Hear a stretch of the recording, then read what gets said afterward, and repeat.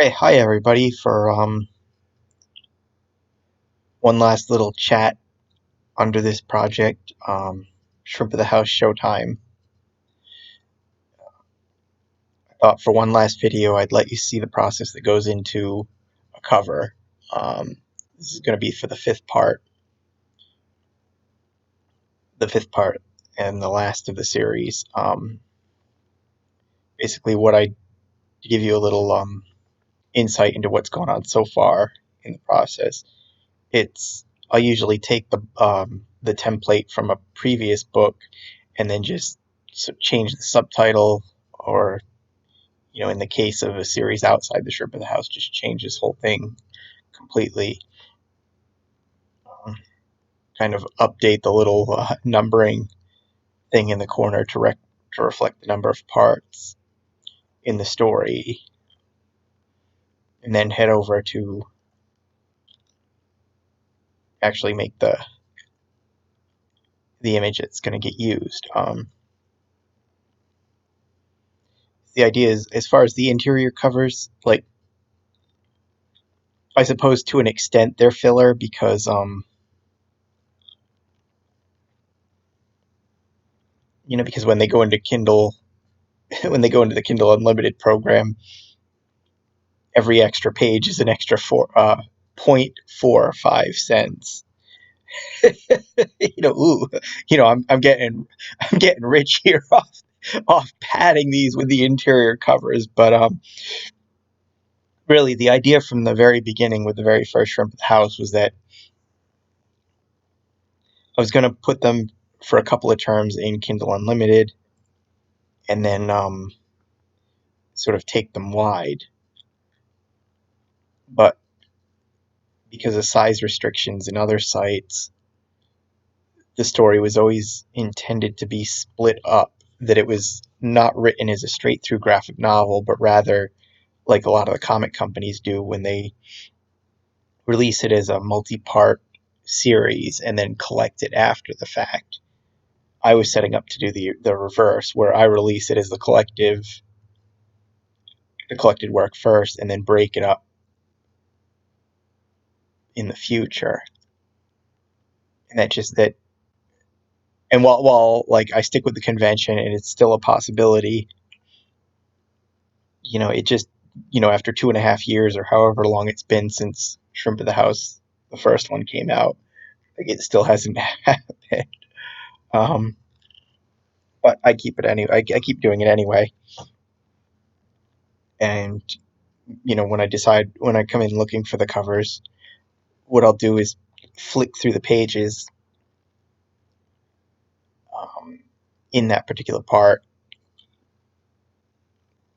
and come up with something that kind of speaks to the part, something that try and come up with an idea that sort of represents what's going on in that specific part.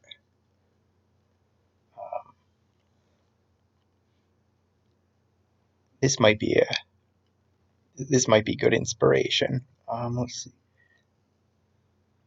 The process for the interior covers is a little different than the main cover for the title, because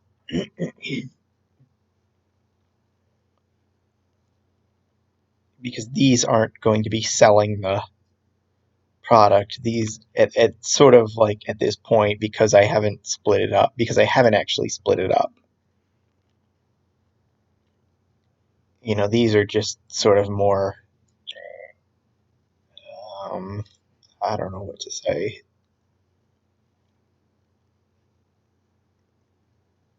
Just sort of like random artwork splitting up the story. That's how you want to look at it. Okay, we're not going to get inspiration this far in. So the idea is, like, I don't really put as much thought into the interior covers as I do the exterior, and that doesn't mean it doesn't mean I'm being completely lazy on doing the interior covers. It just means that I've got to be a lot more of a stickler, or I am a lot more of a stickler on the outside, on that main cover, than I am for these interiors. Um,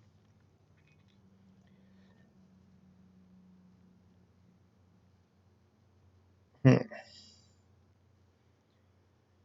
I'm thinking this might be the.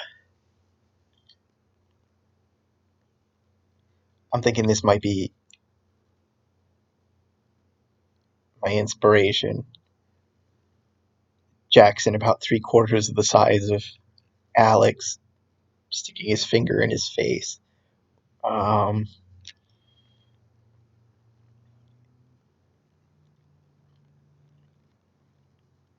and now, in theory, I could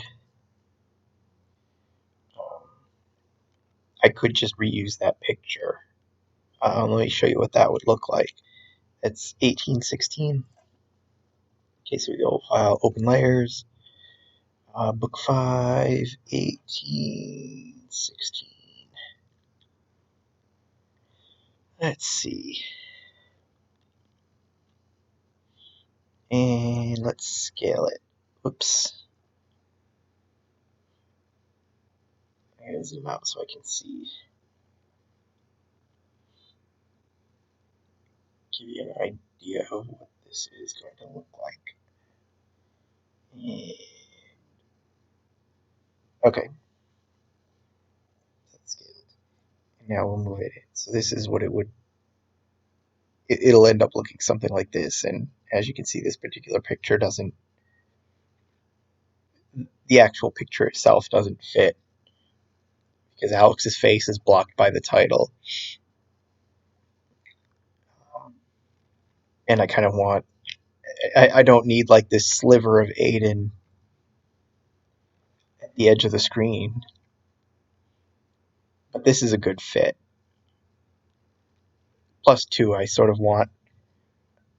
I'm not sure if I want to rotate the characters so that you see a little bit of Jackson's shirt. But what that will do is sort of put more of Alex's back in the image. On the other hand, like I could rotate him, but I'll show you. I guess I'll show you that. We'll go through that when I actually have the file open. Um, let's delete that. Okay, so I'll actually leave that open, but so we've got this open from the last image. Basically, like to create the image, I had to put new lights in because I'm using a different render engine, and I'll show you that when I get the thing open. When I get it the new set open, but what I'm highlighting here is that rather than reloading these lights every time I open a new set, I'm just going to start deleting everything out except for the lights. Delete, delete, delete, delete, delete, delete, delete. Let's not delete the camera yet. Delete, delete the house. Oh, this is going to take forever, isn't it? Nope, okay. Delete, delete, delete, delete, delete, delete. Okay, so now all I have is the camera that I'm looking through and the lights.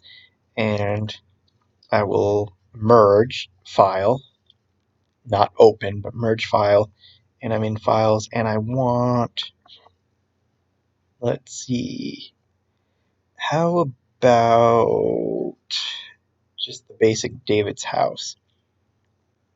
This is going to take a few minutes, so I'm going to cut out here and we'll cut back in when the scene is open.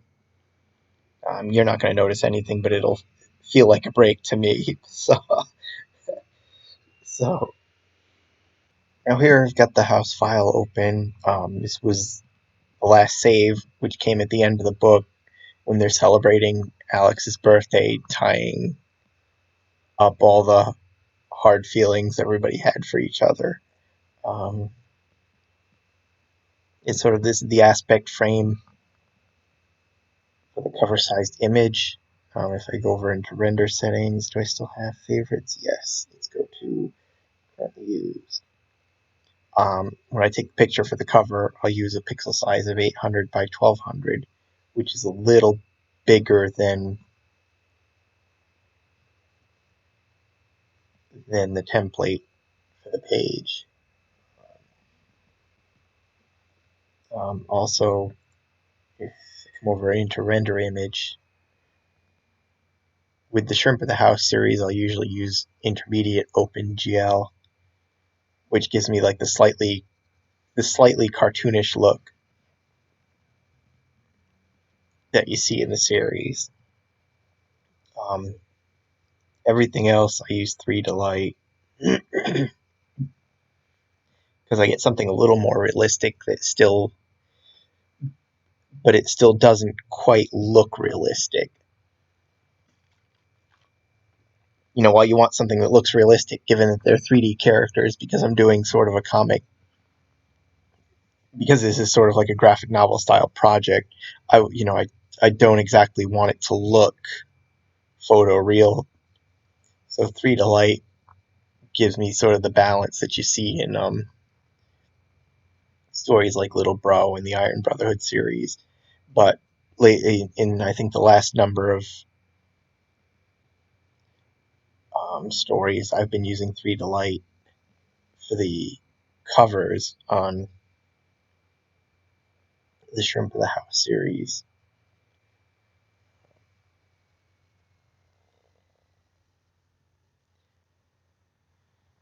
And oh shoot, this is missing.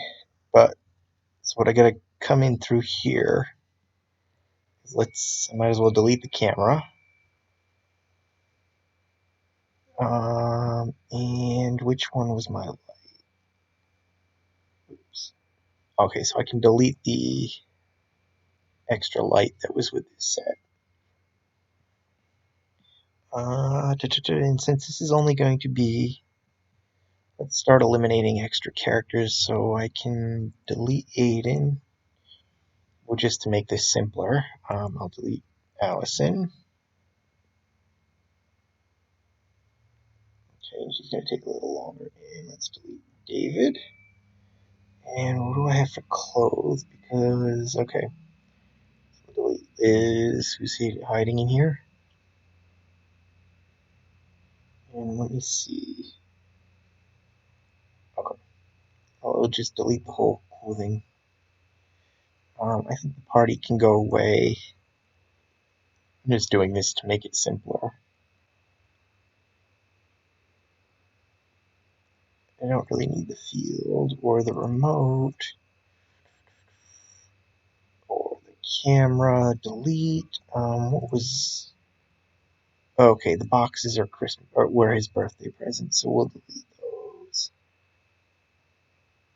Okay, and now we've got this down. So furniture I won't worry about. I'll just make that invisible. I just want to simplify the scene pane a little bit. So let's turn off the furniture out here and we will put it on in their room.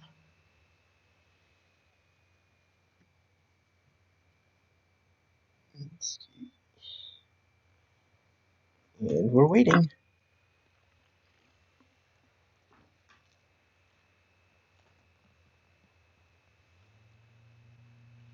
I'm also going to have to import the shirt.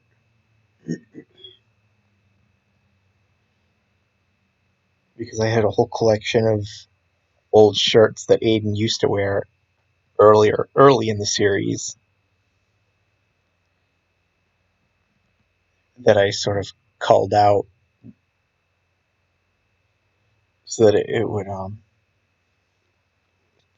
to sort of give to the idea that he was wearing Aiden's hand-me-downs, so to speak, at this point. And do we have it? Nope. Oh, there we go.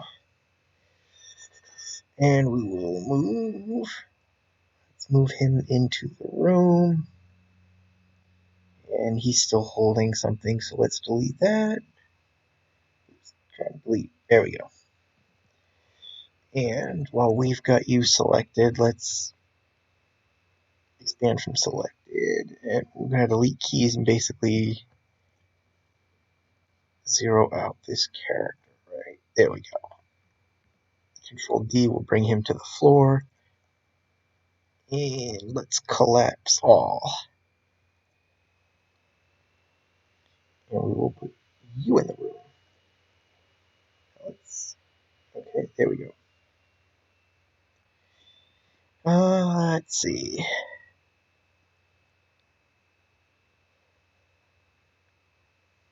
Okay, there we go.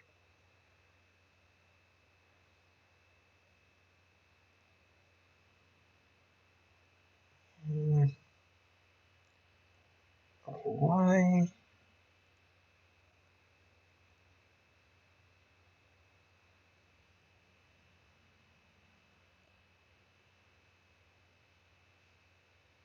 I'm going to zero him out. Something doesn't look right here. Expand from selected. It could just be Jackson's poses making him stand higher on the floor. But he looks a little taller in comparison to Alex than he should be. Oops.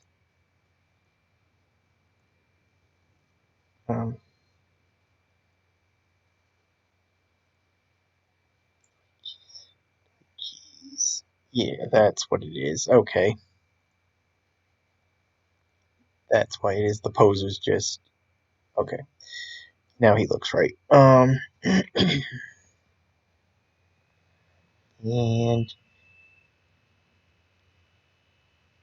I'm trying to think.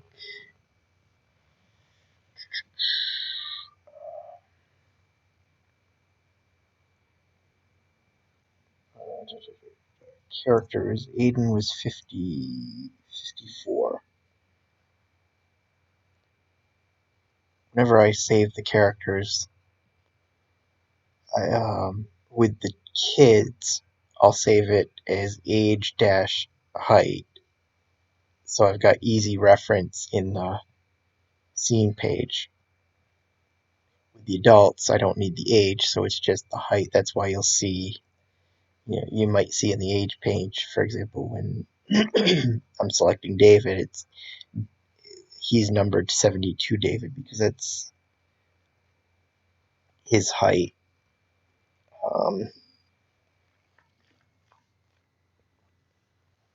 At standard. So I can just come in here to find out what Aiden was 54. So in this image, he's a little shorter than Aiden. I don't need it because it's the cover and I'm not trying to sort of come back and redo a picture for the story. He doesn't need to be the exact height that he was in the story. So what I'm going to do is make him, let's say 52. We'll make him 52 inches tall for the cover. So it'll just be 20. And what I do in these stories where the character is gradually shrinking is I'll click on the little gear icon and go into parameter settings, and then I'll figure out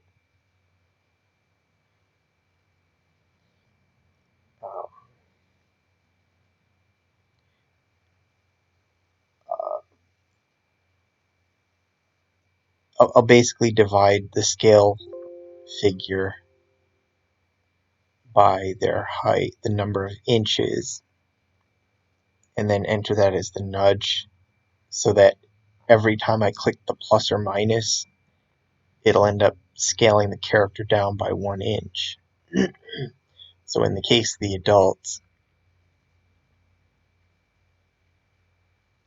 it's easy because I'm dividing 100 by however many inches, but with the kids, because they're scaled down because of the age modifier, I've got to go through and do all the math.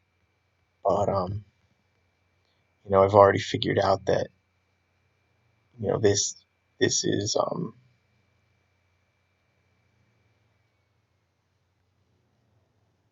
how much off the scale it's gonna take to reduce them by 1 inch. So having had that set up, all I have to do is come over here and click the negative by 20 times. So 1, 2, 3, 4, 5, 6, 7, 8, 9, 10, 11, 12, 13, 14, 15, 16, 18, 19, 20. And I have to watch because sometimes if you go too fast, it doesn't register all the clicks and you don't get it down as much as you want. So we'll control D here. And we will rotate him to negative 90 degrees.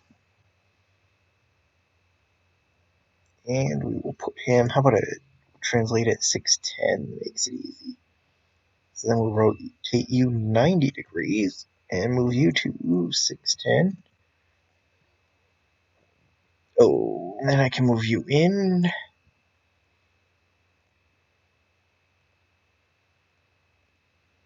Okay, and we sort of want a slouched look, so we're going to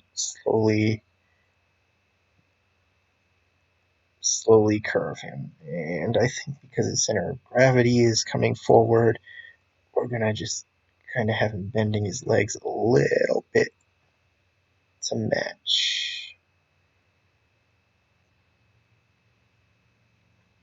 And I'm going through this trouble, even though something tells me I won't be seeing it in the final image. Yeah, and all this is just the fact that the clothing wasn't meant for the base character. So it's got a smoothing modifier attached to correct that.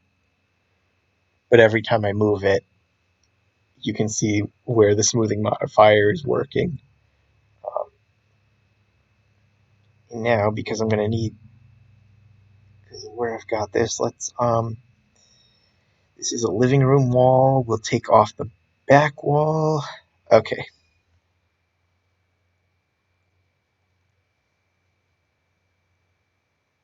And I'm going to have to take out some of the furniture.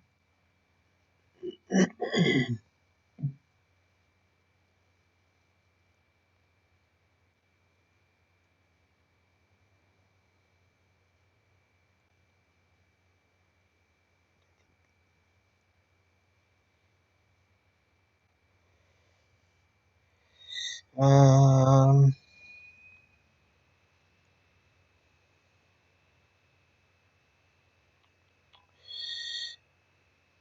this is going to be a case where I'm going to spend a lot of time on his expression, and we're probably not going to see it, but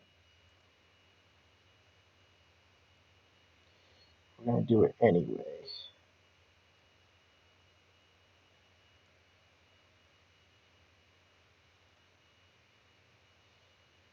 Okay.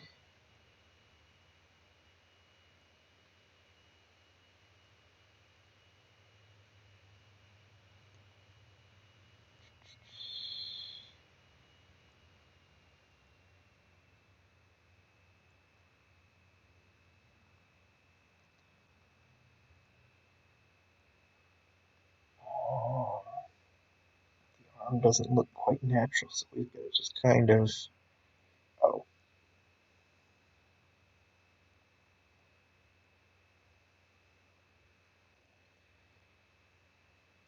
Let's see.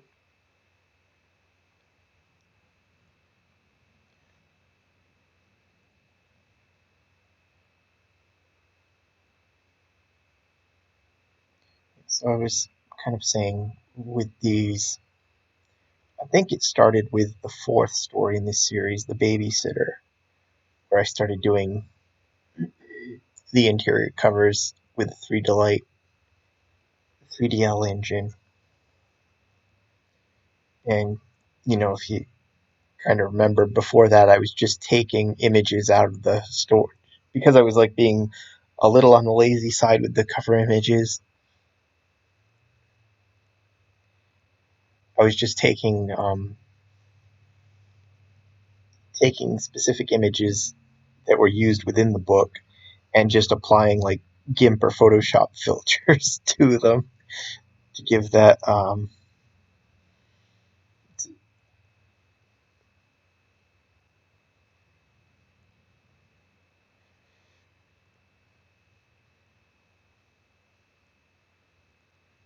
sort of gonna have to parameter settings. We'll turn off limits to sort of like give the idea, the look of the variant cover look, like if you like in comic books how like they'll put out the different variant covers, like it's the sketch cover or the metallic foil cover. That's the look I'm going with those earlier, with from the first three. Oh no, that's not what I want. You are what I want. Okay, so why isn't he pointing? There we go.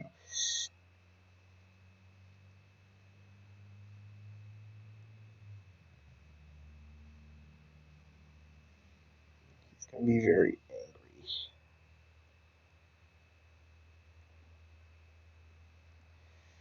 And I need the shoulder. Let's pull the shoulder back. And I think we want mouth open. We want it to look like he's screaming. And since this is going to be coming probably that far down. Oh, okay, yeah, see, so once I put the shirt on, you're going to see the goofy little raccoon on it. And you still see enough of, okay, yeah, this is perfect. And the title should come over his hair but not cover his face, so I can live with that. I'm not sure if the bottom of his legs are going to make the shot, but I'm going to do it anyway. Sort of position to make it look like he's kind of not standing stiff. No, I don't like that.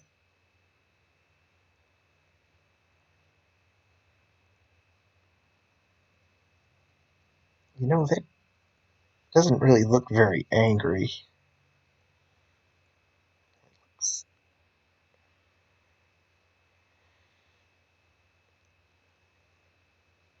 Also, not sure he's looking. I think he needs to be looking up a little bit more. Yeah, see, okay. So this is the. Take it down just a little. Okay, there's the line of sight. Okay, so now, oh shoot, I deleted the clothes. I deleted all the clothes, didn't I? Shoot. Okay, not a problem. Um, we'll have to bring in Alex. Actually, while I'm thinking of that, I'll come in here, come back to the root folder, SOTH9. The clothes are saved under characters, and then I have a separate folder for clothes. And I think it was Jackson Shirts 3 is the collection of Aiden's old clothes.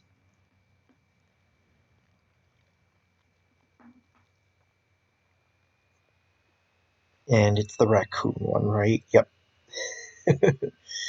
um, Collapse. Okay, we're still waiting for this. Come on. There we go. Collapse all. Yep. Here we are. Raccoon. Fit to Jackson, accept. And then I think the pants as well. Let's put these pants fit to Jackson, accept. And now I can go delete this one. Delete, delete. And this one, delete, right? Yes. Okay. And I've just got to fix the shirt. So, down, where are we? Expand waist. And we'll just click until it goes away. There we go.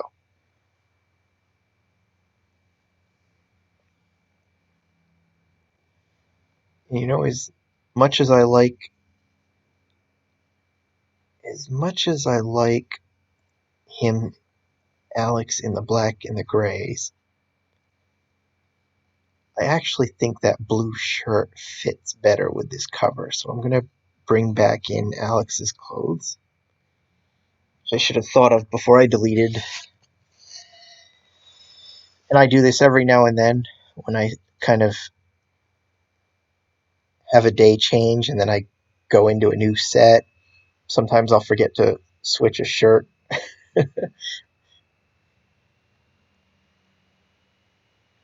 And there's times when I'll end up having to reshoot an entire page because it took me that long to realize I was doing it.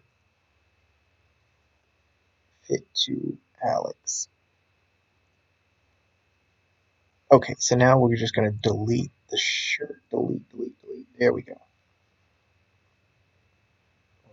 The black stood out. The blues are a little more appropriate because of his situation. He's feeling blue. So now we're going to go to cover 5. Call that cover 5, and I'm going to render this just to see how it looks. Sometimes it takes a couple different tries to get it to fit right on the cover page.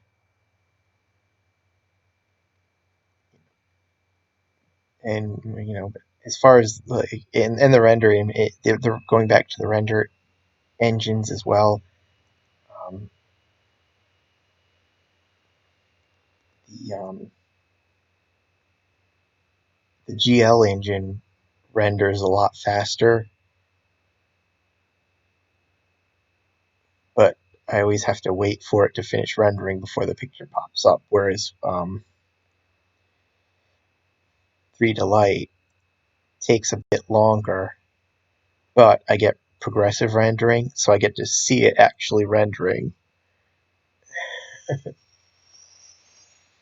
So if something, if I catch something that doesn't look right, I can always cancel the render instead of waiting for it to finish and then fix it.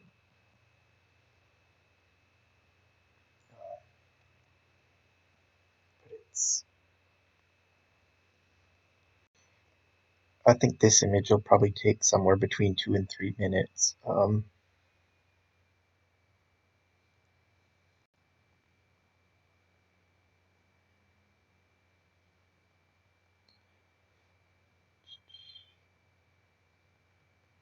It's like with the muscle growth stories. It the time it takes gives me a little room to work on the text on the page. I've got like a little bit of leeway. Sometimes when I'm dealing with the full scenes for the actual story, it could end up taking up to 5 minutes. Which ends up leaving a little space, a little time once it leaves me with a little bit of a wait while I'm after I get the text I want and the word bubble positioned. And this is sort of on a new system. The old system I was using probably earlier in the year, about the time about the time I was working on Jeremy's journal. For some reason, that story was taking about 10 minutes plus for each image to render under 3 to Light. So yeah, I get it just under 3 minutes on this one. And then I will come over here, File, Open as Layers, and there's cover 4. Oh, edit, undo. Oh, you know what? It didn't save. I get this every now and then. It's either I forget to save it, or for some reason it doesn't register the click, and I never catch it. Okay. Yeah, okay, so yeah, okay. So here's what we got. So I can move the picture down because I got room to work. And I can move it over a little bit and see, well, I don't, it looks a little weird, but like at least his face is showing. And actually, I'm going to move it back because I sort of want, what I want is sort of equal space between the character and the border on each side. So it's not perfect, but And then I got to bring that to the bottom. So there's the name. So I got to make sure like the name is visible. And it's since I'm not going to really show the main cover because sometimes I can render anywhere from 10 to 15 pictures before I get something I'm happy with, and that's a lot of dead time, and that's sort of a lot of cutting, but in the video, a lot of cutting and coming back. But I'll discuss that here. What I end up doing with the main cover is I'll look for an image that actually fits in this space. So if I was doing this for the main cover, the entire action would have to fit in this little box. And this part up here would have to be, generally I look for something that's somewhat plain to contrast with the title, and another almost blank space down here to contrast with the name. And where it gets tough is because the red I use for the titles and the yellow I use for the subtitle almost contrast each other. So a lot of times it becomes next to impossible to find a color scheme for the background that shows both colors sharply. So, you know, so it's the room becomes good because, as you can see, the blue, the red and the yellow will pop off the blue, um, fairly fine. So the blue of the room is fine.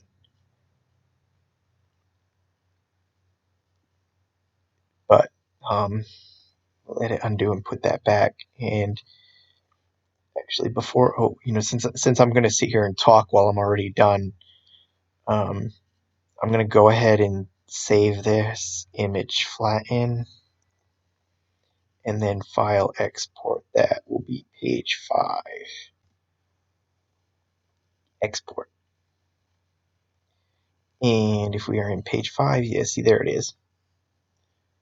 And there's my cover for page 5. But going back to the style choices on the image, this is a good point. If all you're here for is to watch me make the cover, then this is kind of the point where you can turn it off because the cover's done. But if you sort of want some insight into how this process goes, outside,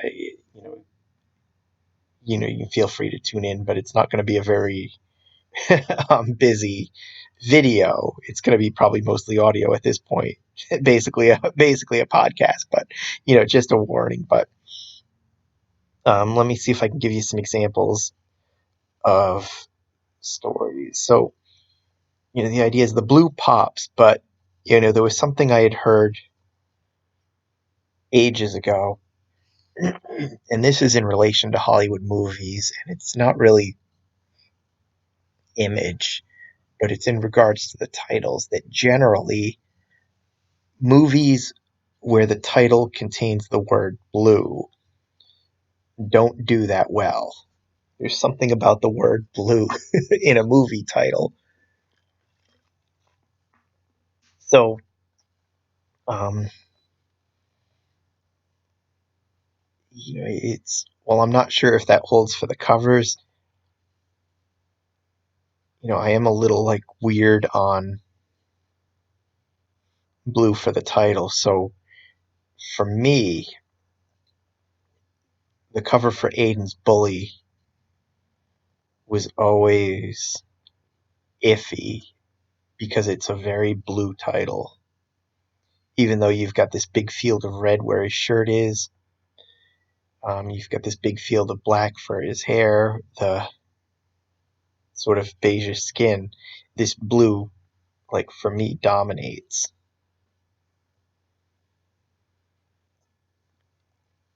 And I always have that in the back of my mind. Let's view these by large icons. See, so if you're seeing this little thing on the Amazon page. Like in my my head, that blue is what I see, not the red, not the face. So it's this was always a weird. This one, for example, was a weird cover for me. Um, even though I like it, it just it for some reason the blue makes it feel different than say when I view large icons than say like Shrimp of the House Grounded here, where yeah you've got the blue sofa and chairs in the background, but it's like in my head this beige on the wall sticks out, and beige is sort of a softer neutral color. Um, what is this one? View is this one? Why is there no cover in here? So Summer's End. Here you see, it's again the background is this white fence, white another neutral color, although it's not quite as warm as the beige. This one is the babysitter. Yeah, view.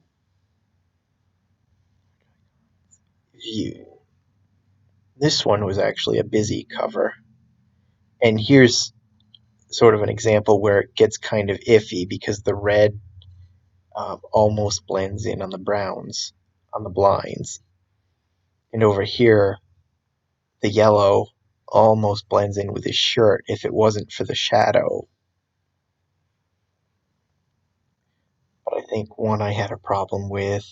One I had a problem with. Actually, let's collapse these, get them out of the way. The Iron Brotherhood.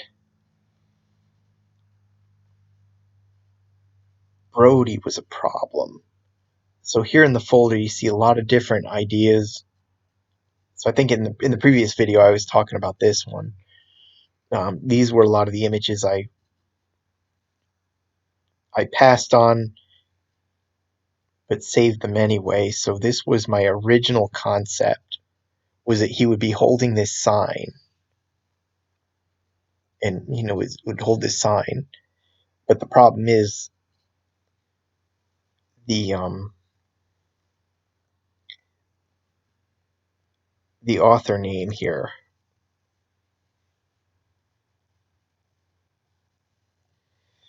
Let me see. The author name disappears in the yellow of the sign. Um, that's this one, right? Yeah, so see, if I use this one, you can't see the author name. And this gets worse if you are seeing it on the Amazon page. That's about the size that you're seeing it, if not that. And as well, the red ends up disappearing into the brown. Um, and it was what I was trying to do with this one. And I can just do it quick here, but the idea was I was trying to invert the colors on the little placard, hoping that the inverse colors would contrast. And I can do it here, but it's going to, let's see, colors, invert. So like ignore the rest of the image and just look at the blue, and even that doesn't work. So I ended up like, no matter how hard I tried to make this image work, I just could not, whoops, edit, undo. I just could not make it work with this sign. I'd try zooming out, because at the same time, I didn't need his head. His head was too high.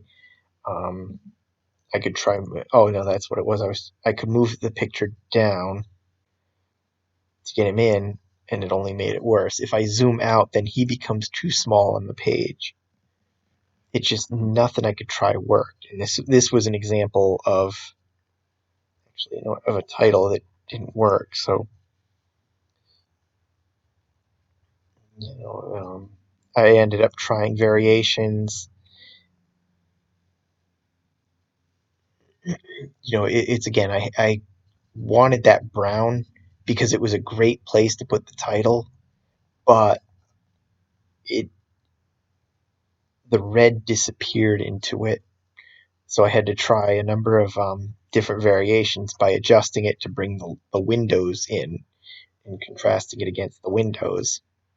And here's different attempts at trying to make it work. And this is what I settled on. I could never really, like in my head, I could never make this concept work. And even like here, you get this break where the red almost disappears. And it was like one of those things I wasn't happy with, but it was the best compromise. It gives you enough, and it gives me what I was trying for. Actually, I can that was this image, right? So yeah, and then actually, I think for the cover, I brought you down. This was there. That's this is one of the things I'll think about when doing the main cover for this book is that I need a field down here for my name, and then a field up here for the title, and then sort of whatever's in here captures it captures the feel of the book. It'll be usually the character that's sort of involved in the size change, involved in some situation relevant to the story, but not exactly perfect. The challenge I'm going to have, kind of coming back for a minute on this particular story, the challenge I'm going to have is that I don't want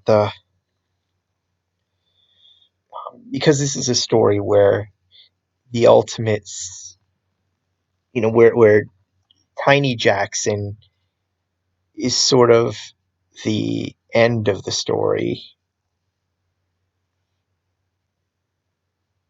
Jackson doesn't really shrink to unreal proportions until this last fifth part. What I'm thinking about is that the front cover is I'm not sure if the front cover is going to show Tiny Jackson. At this point, I've got two possibilities in mind. One is that I make Tiny Jackson 6-inch Jackson and have the camera pointed at him in such a way that you kind of see the image reflected in the back of the camera, or put him on Allison's desk with the camera pointed at him and the image also showing on the screen above him. The implication is that she's filming him and it's basically streaming on her computer as she's filming it.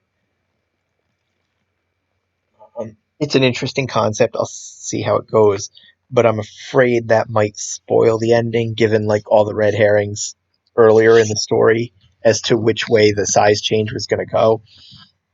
The other possibility, and this is one that that I think I favor, is that the cover features Jackson at 6'6", 6.5 feet, basically standing over,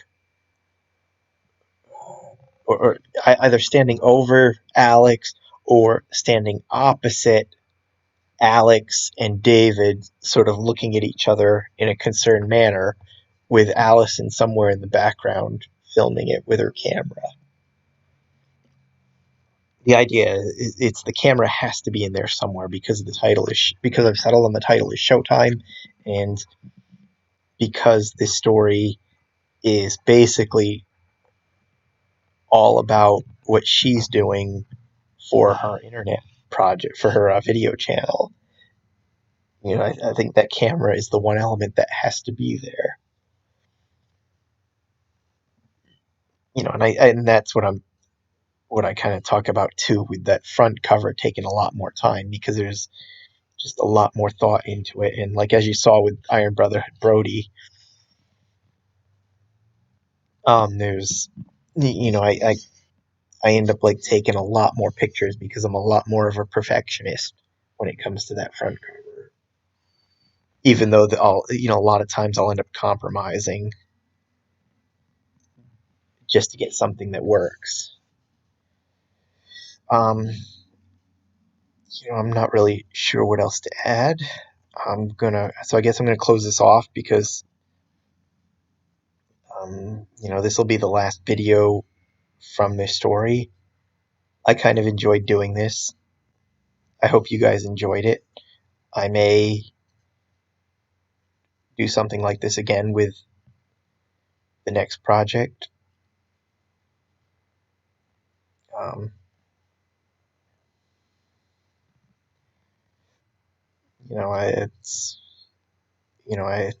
this one will actually be up by the time I get whenever I get around to putting these videos up.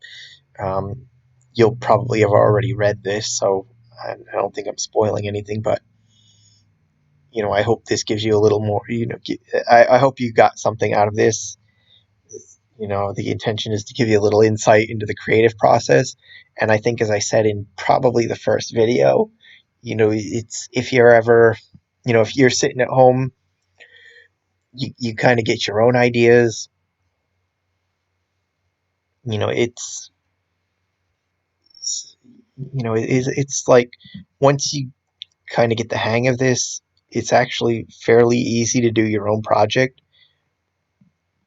If you want to ever try your hand at sort of creating something, and you're not already a creator, I say it's not as daunting as you'd think. Trust me, like when I kind of downloaded this program, I never thought I'd be doing 3D modeling, or I do some of the model. I do some modeling. I've been doing like more and more modeling lately. I never thought I'd be doing that. Um, I never thought I'd be getting into this before, like starting to play around with this program.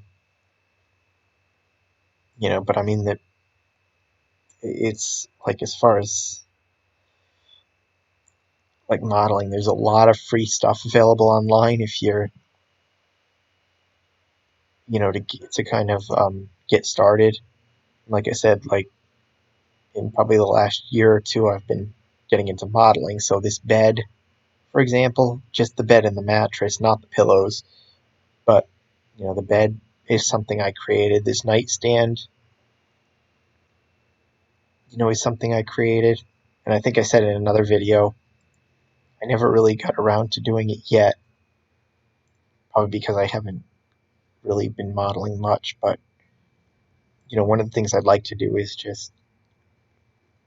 to do a video showing me modeling something, so you can see how sort of undaunting it is. I don't want to say easy, but it's like not as insurmountable as you'd think. Let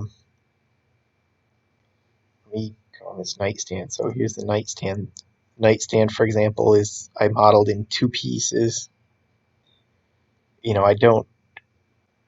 I have to admit, I don't do rigging because it's just easier. So I model it in 2 pieces. So the drawer is a separate piece from the thing.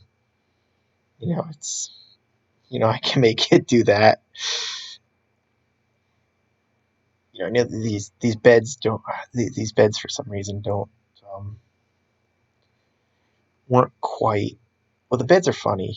I'm going off on a story. Like, again, if you could probably tune out at this point, but like the beds are funny. So the large size bed, I'm not really crazy about the slats, but I ended up doing a twin size bed off the same design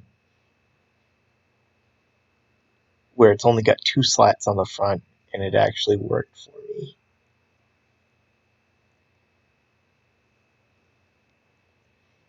But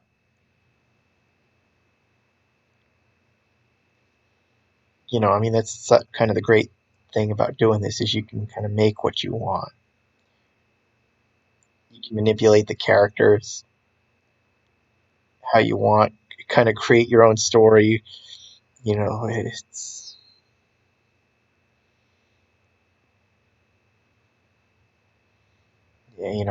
and it's